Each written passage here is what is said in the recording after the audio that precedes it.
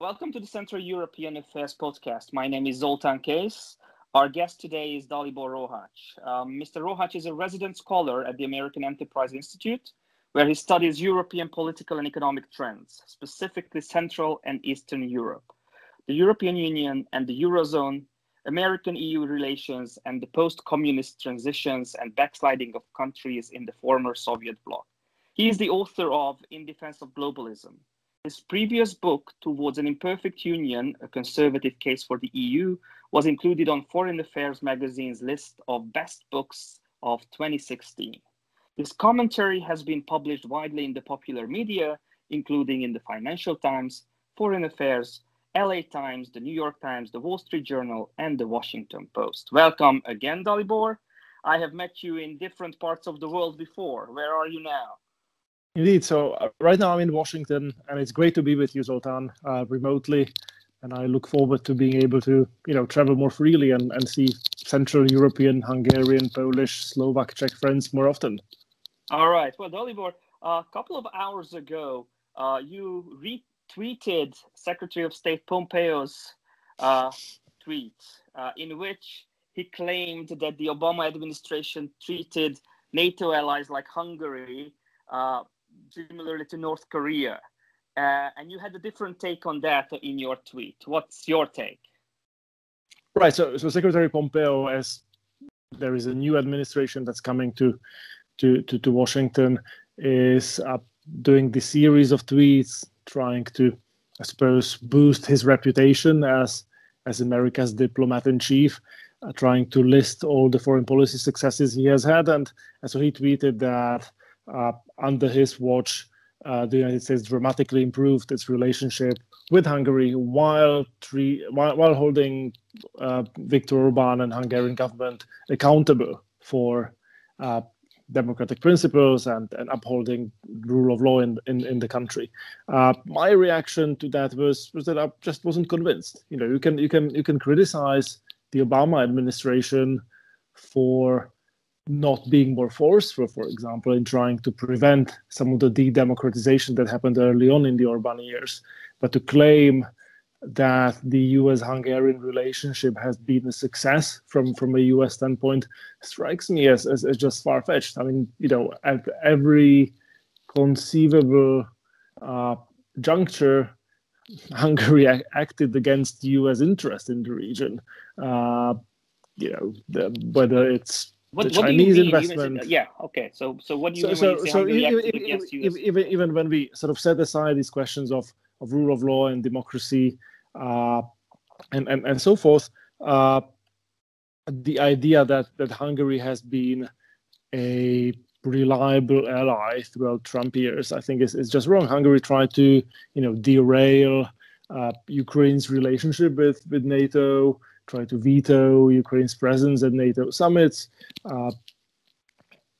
Orban made repeated overtures to Russia, struck a nuclear deal with Rosatom to build the new block of the PAX-2 nuclear power plant.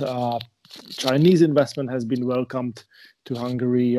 The International Investment Bank, a fake multilateral organization, has been granted all diplomatic privileges and immunities in Budapest, moving its headquarters from Moscow. So to say that maybe you could justify a sort of warming up of the relationship on the US side if there was something that the United States were getting materially out of it, but I just don't see the approach of the current administration working even on that very narrow margin. That's the standards that they set for themselves, and I think they've largely failed. Well, a lot of experts say that Prime Minister Orban, is the Trojan horse in the European Union and in the North Atlantic Alliance. What's your opinion on that? I'm not sure if he's the Trojan horse, but he's very effective at playing it, to both sides and presenting different versions to different audiences, except perhaps for the one in Brussels, where the patience has really run out to a certain extent. So So I don't know like what his personal affinities to Russia and other Oriental autocracies are, but if there were something there, I don't think he would behave much differently from the way he behaves. And more importantly, I don't think it is in the long-term interest of Hungary and of the Hungarian public to have a foreign policy. If you are a small Central European nation, to have a foreign policy that tries to sort of triangulate on these very basic questions, insofar as where you belong as a country, whether you are part of the West, whether you are a reliable ally within NATO, whether you are a constructive part of the European Union or not. And therefore, I think on that margin, that leaves, the current Hungarian government leaves a lot to be desired. Well, thank you. You told me to set aside the rule of law question in connection with Hungary. Yeah. I say let's not set it aside, because I think it's a very important one as well. Did the Trump administration really become successful in upholding the principles of rule of law in Hungary, or did they fail in it, in your opinion? I can't imagine. I can't really remember a single episode in which there was a pronounced pushback against anything that has been happening in Hungary over the past 4 years from the side of the administration. In Congress, there has been to a large extent almost a bipartisan consensus among people who are interested in Europe and Central Europe, in sort of recognizing that this is a problem, including by Republicans. Marco Rubio co-signed a letter criticizing Mr. Orban's trip to Washington. It was a year and a half ago, I believe. So I think Congress is a different story in this respect. But from the State Department, really there has been a consistent pattern of turning a blind eye to whatever has been happening in Hungary, whether it's the pushback against civil society organizations, whether it's the really expulsion of Central European University, which I'm told the ambassador, the U.S. ambassador Kornstein, set as his priority for his tenure, in which he definitely wasn't successful. So I thought the statement made by Secretary Pompeo about how the U.S. held the Hungarian government accountable was just factually incorrect. All right. Well, a couple of weeks ago, you wrote an op-ed titled "The Broad Coalition Uniting to Try to Take Down Viktor Orban." In this article, you seemed to be very optimistic, in a way, about the 2022 elections. Do you really think that the Hungarian opposition has a chance to defeat Orban with this, as a lot of people say, the rainbow coalition of lots of different parties from different backgrounds?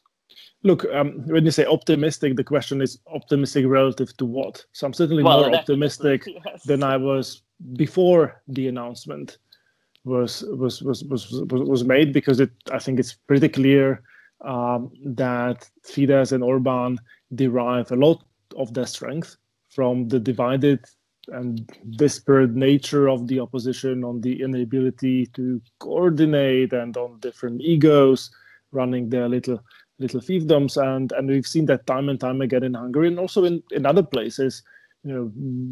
Putin's rise to power was facilitated by the inability of the opposition to organize and respond effectively. So I see this as a necessary step, but probably not as a sufficient one. And I think you yourself in the past have argued for the need for the opposition to work together, bridge the differences, and it is really a sort of spectacularly diverse coalition when you look at it from Momentum to Jobbik, including the post-communists and Greens and anything in between. Raises obviously the question, if this coalition were to succeed, how would they govern, and how would they keep it together for 4 years? That's something I don't have any good answers to, and I think it's something that people involved in this process have to think about. But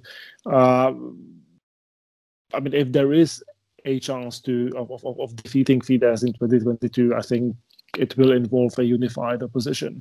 But that's not a foregone conclusion, obviously. Well, and also in your article, you wrote about Jobbik, and in this coalition, there is Jobbik, which many foreigners still describe as a far-right party. But in the article that you wrote, you claim that they are not the far-right, but Fidesz. And, whenever I traveled to America, I had a lot of problems telling American Republicans and American conservative thinkers that Fidesz is not a conservative party, but Fidesz has been has shifted to the right, to the far right. How would you persuade American conservatives that Fidesz and Jobbik has changed places, so to say?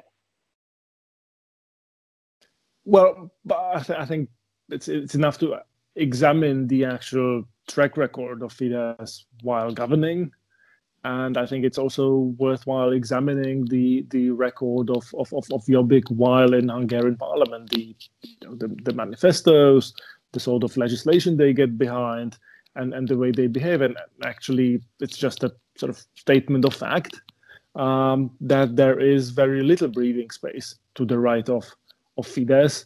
And it's also the case that Jobbik has not been trying to outdo Fidesz at, anti-immigration rhetoric, at going after civil society organizations or George Soros. I'm under no illusion about people who might still be involved in the movement for a better Hungary. And I recall some of the conversations I had with the Jobbik representatives in the past. These are not people I would rush into a warm embrace with. However, the problem facing Hungary is, I think, a very stark one. You either defeat Fidesz in 2022, or you might never get another chance of having a democratic election again. And already the 2018 election, I think, on various margins has been it's been disputed whether it really was free and fair, both in terms of the campaigning and also of the actual sort of polling and the electoral system that processed the votes. Exactly. Now, here in the region, a lot of people are talking about the threats of Orbanism. How would you define Orbanism to the listeners? That's an interesting question. I'm sometimes wonder if it's worth sort of personifying these sort of political currents that we see, to some extent on both sides of the Atlantic and in a number of countries that involve really building an alternative to what used to be the center-right, center-left divide. So creating a political platform that combines a rejection of the left liberal agenda on social and cultural issues, openness to a rejection of an openness to immigration, potentially to trade as well, and combines that with a fairly heavy-handed approach to economic policy, which we've seen in Hungary over the past decade, and combines that most importantly with a rejection of the conventional constraints that are imposed on political power. So, the idea of populism is that these politicians, whether it's Mr. Orban or others, are speaking on behalf of the people. And if you really believe that, then you really have no place for constraints and rule of law and checks and balances and judicial review, because that would just slow down the execution of the rightful will of the people. And so that really is the hallmark, and it manifests itself in different places, differently. And I think in post-communist countries where the institutional checks on political power might be weaker than elsewhere, the effect can be particularly deleterious. America is just finishing up its own 4-year experiment with this brand of politics. I would argue that by and large, American institutions have withstood the pressure. We don't know what political life in this country will look like going ahead. But there was a well-run election in November. The incumbent was defeated. and he's making a lot of noises. But on the 20th of January, President-elect Biden will be sworn in, right? And you don't really have the same sort of safeguards and sort of guarantees built in the Hungarian system, I'm afraid. Yeah, definitely. One other question regarding this urbanism, and also you mentioned President Trump. So Trumpism, urbanism, so this kind of populism.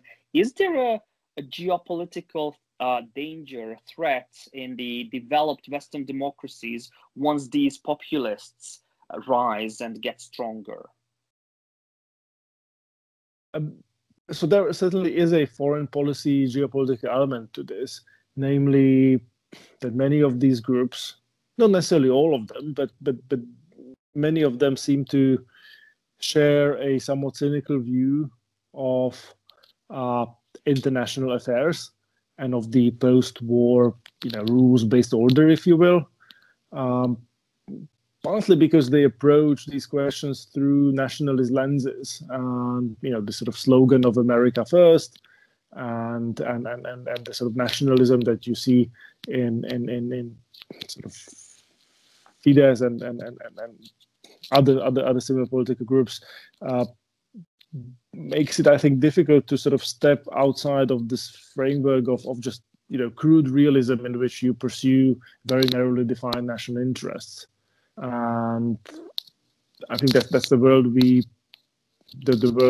had some experience with that world before 1945, and it was not a very good experience. And in the West, at least, there was an effort to move beyond that somehow, to tame national interests within some international framework of rules.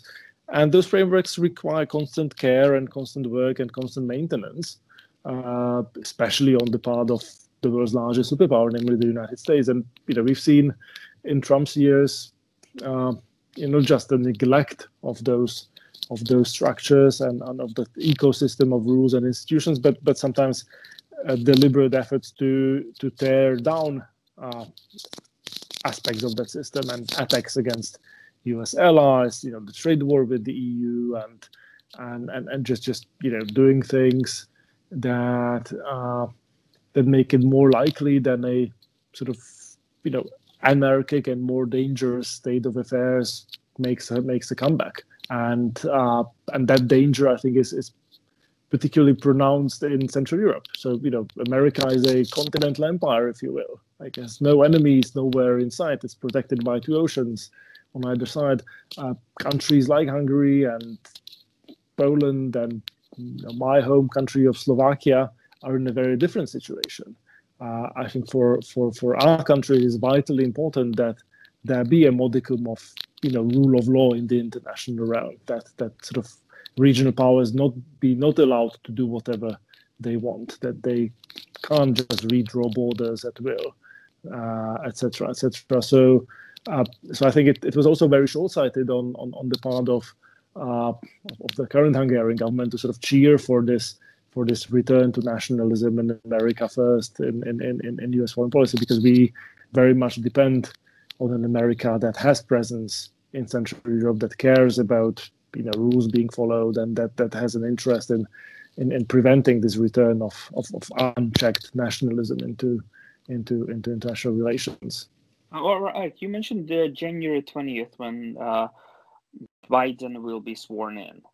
Do you expect any big changes in the transatlantic relations with the new Biden administration and with the new State Department? There'll certainly be a big change in style, right? And that matters a lot. I mean, a lot of diplomacy and foreign policy is about rhetoric. It's about how you present things, how you behave towards your friends and adversaries and allies. And so there will be, style-wise, a dramatic shift. In terms of substance, there'll be shifts as well. Biden has said repeatedly that he's committed to the multilateral system. He sees climate change as one of the big rising challenges. There'll be an effort to plug the United States back into the multilateral system, rejoining the Paris Accord, doing things that will be, I think, generally well received in Brussels. But even then, there is this undercurrent of change that's been going on in America over the past decade. To some extent predates Trump in the sense that President Obama already, heralded a pivot to Asia in the early days of his presidency, and so there is a growing recognition on both sides of the aisle that China represents a significant challenge to the global order and to America's interests, and I think that will continue to shape U.S. behavior going forward. And I think the vitality of the transatlantic relations will be, I think, determined to a large extent by the extent to which Europe and America see eye to eye on these issues. Exactly, that's what I wanted to ask you about as well. I mean, it's just narrowing it down a little bit when we talk about transatlantic relations. How about American and EU relations? How about American relations with Central European countries? Mm-hmm. Will there be, or are you expecting any big changes? So I think that there will always be this component of the transatlantic relationship that's sort of fairly conventional and might sort of date back to the Cold War to a certain extent. NATO and deterring the potential Russian threat, making sure that NATO's eastern flank is protected, helping Central Eastern European countries diversify their energy sources away from Russian natural gas. So I think that there will continue to be an important component of all this, but it can't be the only thing, right? Like, we are living in a changing world, and in that changing world, America has an interest in containing the rise of China, and I think it will be important for Americans to try to engage Europe on these questions. I think there is actually a lot of overlap in terms of interests on these questions. I mean, the liberal democracies on both sides of the Atlantic, I think, resemble each other much more than either of them resembles the Chinese totalitarian capitalist model or whatever you call it. And I think both have interest in keeping Chinese political influence at bay. There is this asymmetry, if you will, between the West and China, in the sense that, West, yes, we are, unlike in the Cold War, we are much more integrated with China, economically speaking, but the asymmetry is still there, in the sense that Western companies in China are in China to make money, whereas Chinese companies in Europe, in the United States, very often state-connected, might have other goals, right? Might have political goals, might try to, exhort political concessions of various kinds, and we have to be cognizant of that. We can't be naive. We can't think that Huawei is just another company that's in the business of simply making money, but could be a vehicle for Chinese political interests and potential security threat to our own democracy. So I think a much more clear-eyed view of China will be necessary in Europe for the transatlantic partnership to flourish and prosper. And I think it will be important for Americans to actually learn to engage the European Union as a whole more effectively, because many of these questions around trade and technology and intellectual property, etc., are not issues that can be dealt with or are dealt with effectively by individual member states. So this sort of bilateral diplomacy that we've seen during Trump years, I think, has its limits, and you have to at some point just sit down with people in Brussels and some sort of joint meetings with the EU as a whole. So we'll see how that goes going forward. But I'm moderately optimistic that there is a lot of common ground for the United States and the EU to work together. What about Turkey? I mean, Turkey geopolitically in Southern Europe, in the Middle East, has become quite strong, and it's a NATO ally. I would say a rogue ally in a way. Yeah. Will there be any change in American diplomacy towards the Erdogan regime? It is. I think that's a very delicate problem. So on the one hand, the Biden campaign and the transition team has stressed this question of democracy, both in terms of defending and protecting democracy and trying to sort of convene meetings of like-minded nations to sort of stop democratic backsliding from happening. And so that to me signals a desire to, address, the challenge that's posed by the presence of Turkey, an authoritarian country within the alliance. I think that's a significant challenge going forward. But you also have to do that, in a way that's mindful of the realities on the ground, where we don't have to like the Erdogan regime to recognize that at some level it has also represented a sort of countervailing force to the influence of Russia, let's say in Syria, right? Like we would probably have a much greater humanitarian catastrophe in the north of Syria if the Turks didn't get involved, and so I think that's a cost in a way to pay for America's absence. You can say, what do Americans have to do with all these conflicts around the world, and especially in situations when they withdraw, they actually create these openings where other powers step in and they sort of manage these affairs in ways that we in the West don't necessarily like, that can have unintended consequences, and so in a way the rise of Turkey and its influence in the Middle East is a result of precisely that sort of vacuum that was created initially under Obama years, but also under Trump. All right, Dalibor, let's come back to Central Europe a little bit. Sure. Just a couple of weeks ago, there was a very heated debate at the EU budget debate. And last time when we had the podcast, we had a very special guest, Leszek Balcerowicz, with whom we talked about the possibility of Poland and Hungary leaving the EU, or if not leaving, getting ousted from the EU. Is there, in your opinion, a reality to this question of Huxit and Polexit in the near future or in the distant future? I think that the compromise that was reached makes it next to impossible. I would argue, at least in the sort of short to medium term. But at the same time, I don't think that's something we should be welcoming, right? The sort of compromise that was reached, I think, sets the incentives up in a way that are almost worse than actually, having to face the possibility of a Hungarian or Polish departure from the EU. I personally thought that it was a mistake to dilute the rule of law requirements in the way that was done, and I think it speaks very much to the somewhat cynical nature of German leadership in the European Union, where, insofar as, large German companies are able to make money in Central and Eastern Europe,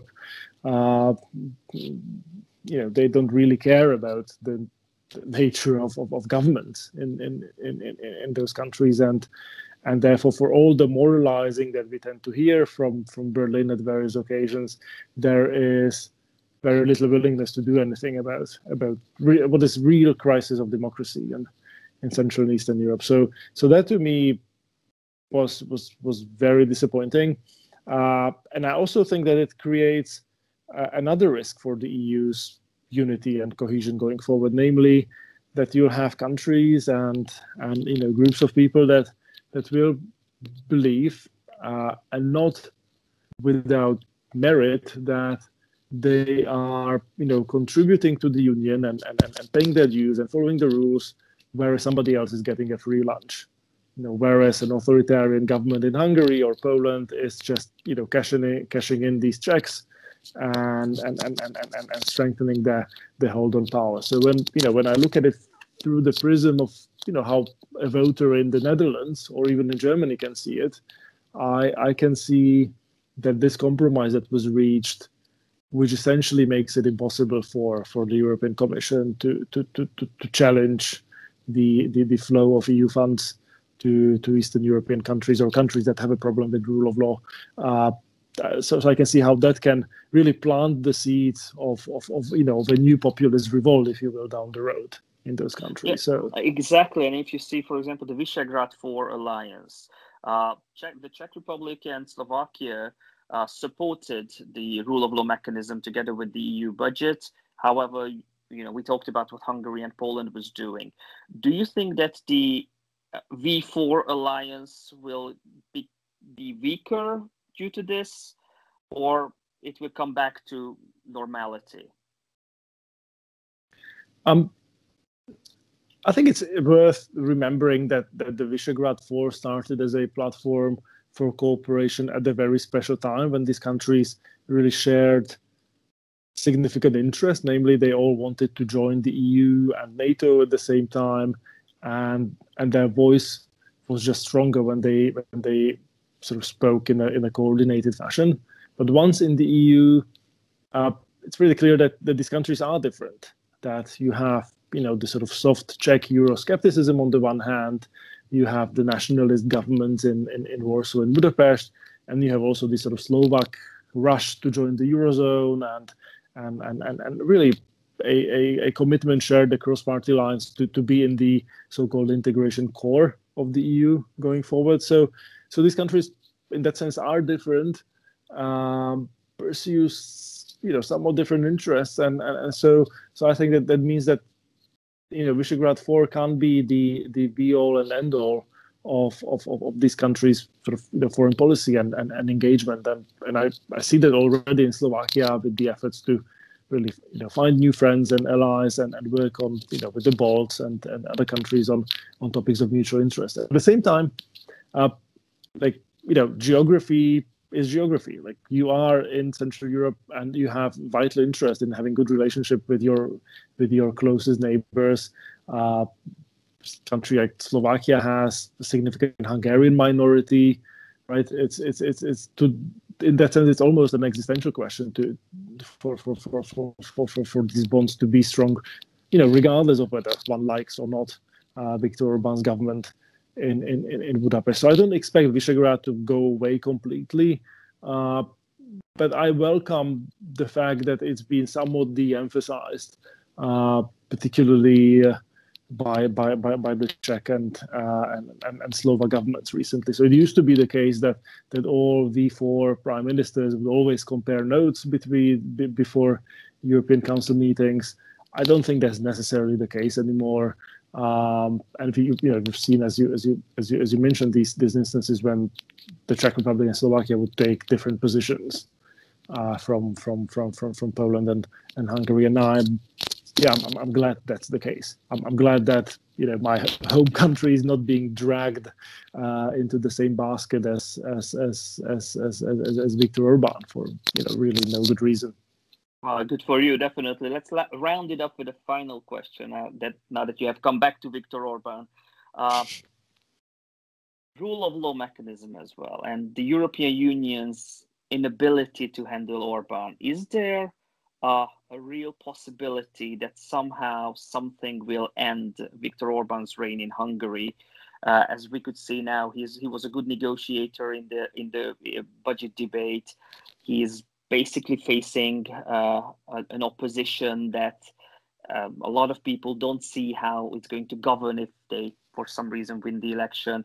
So what can end Orban's reign in Europe? I mean, not in Europe, in Hungary, definitely.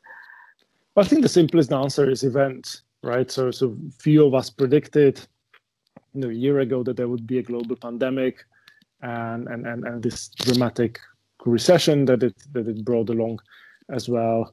I don't think it's necessarily easy to predict who will be the first to get their population vaccinated and who will recover and rebound most strongly after this pandemic is over. So many things can happen, but ultimately I think domestic dynamics in Hungary will play a much bigger role than whatever is done by international actors. I think we've seen that time and time again, whether it's Washington or Brussels or Berlin, indeed, these sort of incentives to actually do something serious that would be a game changer in Hungarian politics are very weak. So this, as opposed to a decision of the Hungarian opposition to work together, I think that's a potential game changer. We'll see how Hungary handles this next phase of the pandemic, the vaccine, and getting back to a sense of normalcy. It's possible that things will go well for Orban. He'll be able to claim credit for a swift recovery, but things can get derailed as well. I wouldn't wish it on Hungary and the Hungarian public by any stretch of the imagination. It's just it's politics doesn't move in straight lines, and I think there is already a build-up of discontent with the authoritarian practices, with the fact that large chunk of especially young Hungarians just left and have given up on the country. That what used to be not so long ago a really vibrant, intellectual capital of Central Europe has turned into an ever more parochial backwater. So I would not underestimate the potency of that discontent. Like, we live in an open society after all, and Hungarians, it's much easier for Hungarians to sort of see what life looks like elsewhere, and to hold the government accountable, notwithstanding all the efforts to undermine the rule of law and democratic accountability we've seen over the past decade under Orban. So I continue to harbor some hope for the country. Well, thank you very much, and thank you for your insights. Dalibor, thank you very much for being here with us. And thank you all for listening to the Central European Affairs podcast. I'm hereby signing off. Goodbye. Zoltán, thank you.